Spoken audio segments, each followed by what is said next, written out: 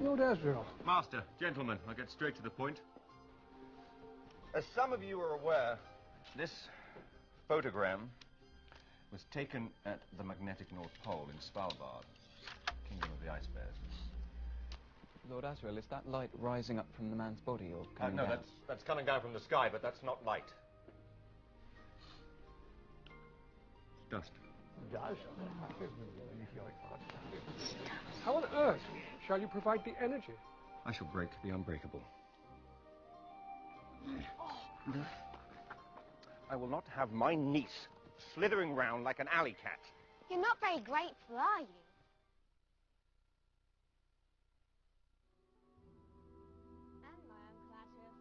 I almost wish that I could have told Lyra that these were her last days at Jordan College, and that her time with Roger was coming to an end. She could have said her goodbyes, and perhaps prepared more for her coming journeys. But then how could she have prepared? How could she have prepared for the new relationships in her life, and the new responsibilities she would gain? What's this? An alethiometer. It tells the truth. It is of the utmost importance. Mrs. Coulter does not know that you have it. Do you understand me? The utmost.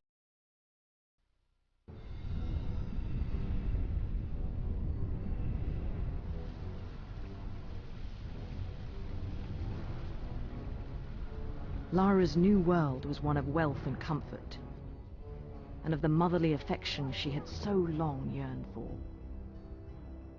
How was a young girl to resist? Lyra was thankful for all that Mrs. Coulter had given her,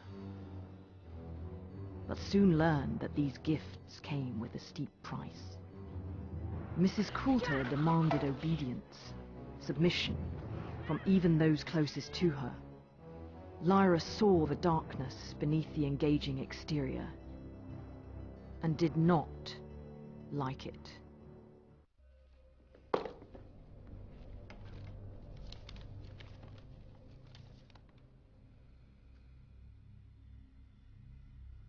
Billy and Roger! Lyra?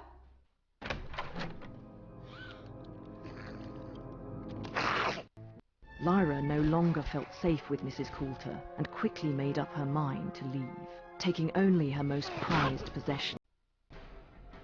Mrs. Coulter was not inclined to let go of any possession, especially so valuable a treasure as this little girl. Lyra was pursued and would have been caught.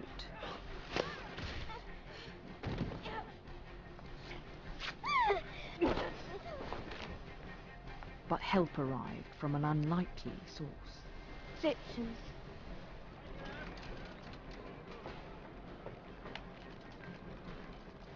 Her new friends would not only protect her from the long arm of Mrs. Coulter, but welcome her as family.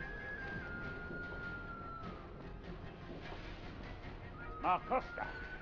And so it was, during her meeting with John Farr and Father Coram, that Lyra first attempted to read the alethiometer. The Master of Jordan gave me this. It's an alethiometer. You've got 3 hands you can control. By pointing at 3 symbols, you can ask any sort of question you can imagine.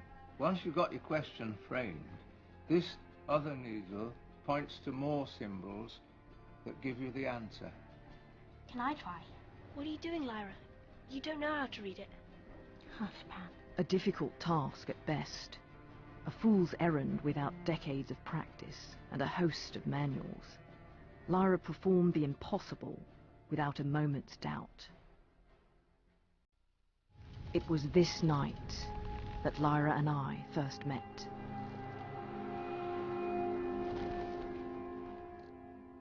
She was certainly pleased. Who are you? But I could live another 1,000 years and never forget that moment. Father Coram wishes to know whether child cutters take their prey.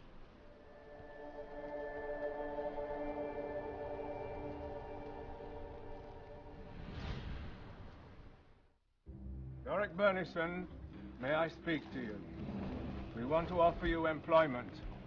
I am employed by the townspeople. What kind of work is that for a pants of yours? Yorick Bernison, why are you wasting your time here?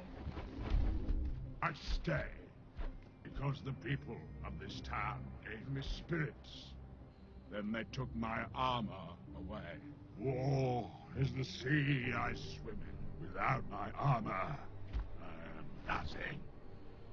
A bear's armor is his soul, as your demon is your soul.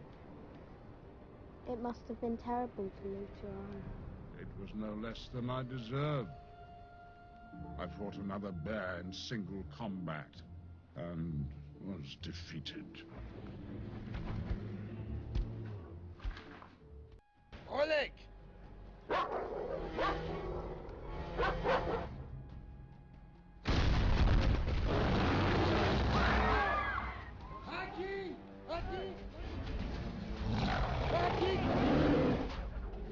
Yorick Bernison! Yorick, listen. Please don't fight. Nuna! Made it! Nuna! Litvanin! Let's not be too hasty. The way I see it, there's no need for a dust-up. Say you fellas just call it a day. Howdy, Yorick. Figuring on joining this turkey shoot? Yes. I have a contract with the tribe. That's some pretty fast work, Miss Lyra. With Lyra's help, Yorick Bernison regained his armor and was ready to leave Trollsund. The bear agreed to join the adventurers and assumed the role of Lyra's protector. Quickly, the two formed a bond that ran far deeper than simple oaths or promises. Samoyed lands.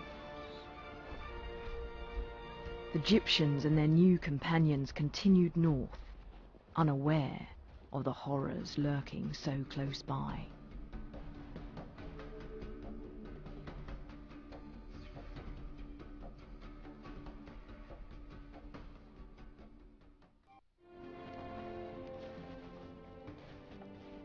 Where are we going?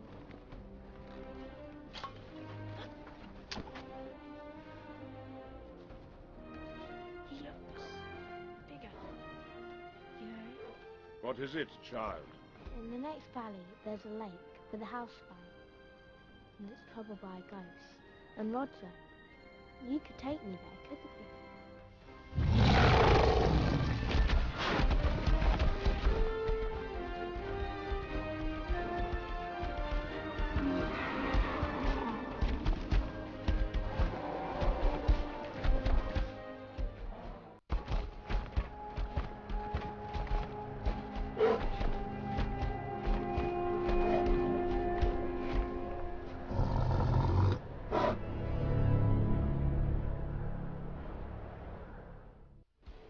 Yorick and Lyra's efforts had reunited at least one family with a lost child.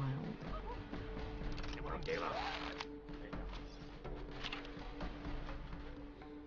did they do that?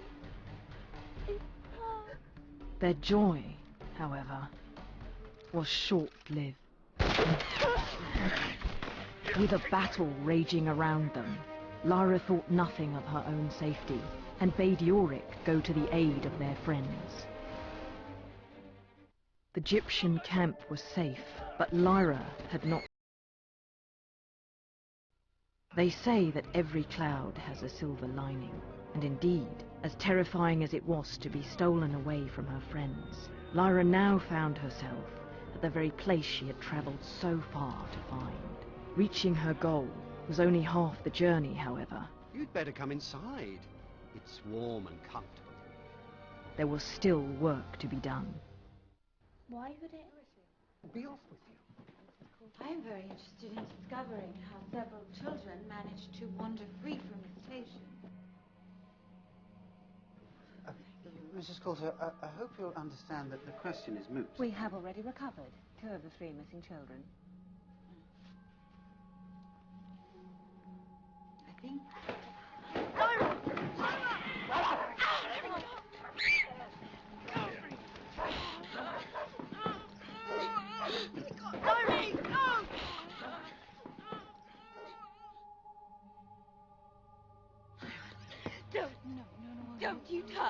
one is going to hurt you. No one is ever going to hurt you. They did it to Billy and those other kids. They cut their demons away. I'm going to tell you something, Lyra. Something very important, something you didn't know.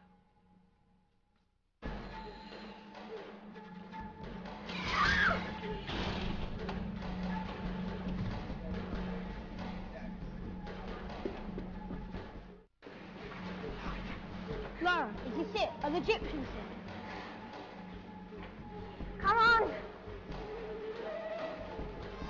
The children escaped from one danger, but were not yet entirely out. After all the terrible things they had endured, after all the time away from their families, alone and scared, the children were finally safe.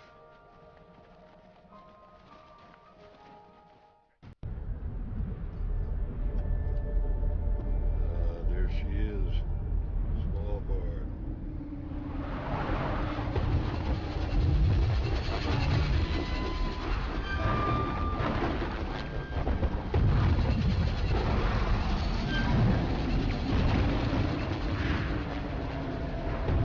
What's happening?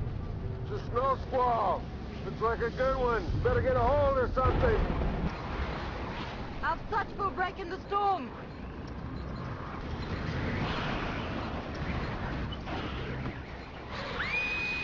Lyra!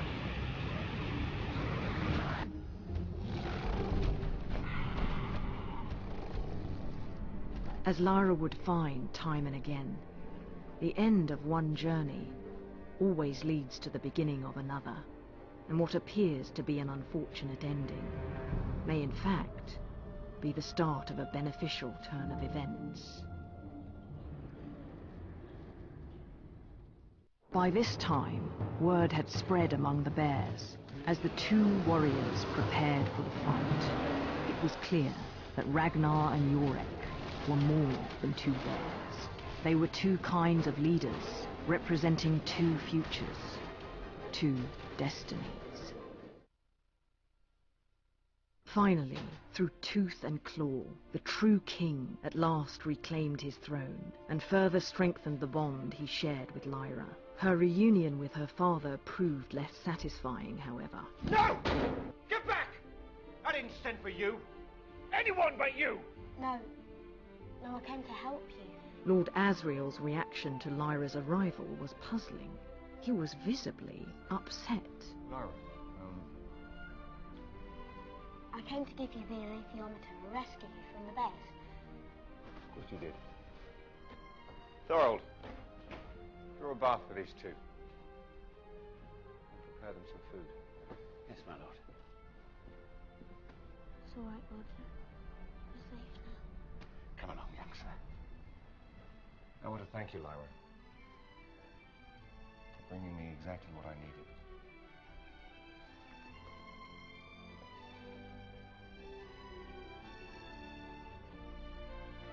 Sleep well, Doctor. Sleep well. That night, Lyra was plagued by thoughts of her father. When she woke to her dear friend Roger missing, she feared the worst. After learning the horrible truth of her father's plan, Lyra and Yorick set off, hoping to reach Lord Asriel in time. Lara and Yorick pushed on, close to their final goal. They both knew what had to be done. There are no words that can convey the powerful bond of friendship and love between Lara and Yorick. But it was Lara's journey now to continue on for both of them. She thanked him for all he had done, turned away from the world they knew, and walked into the sky.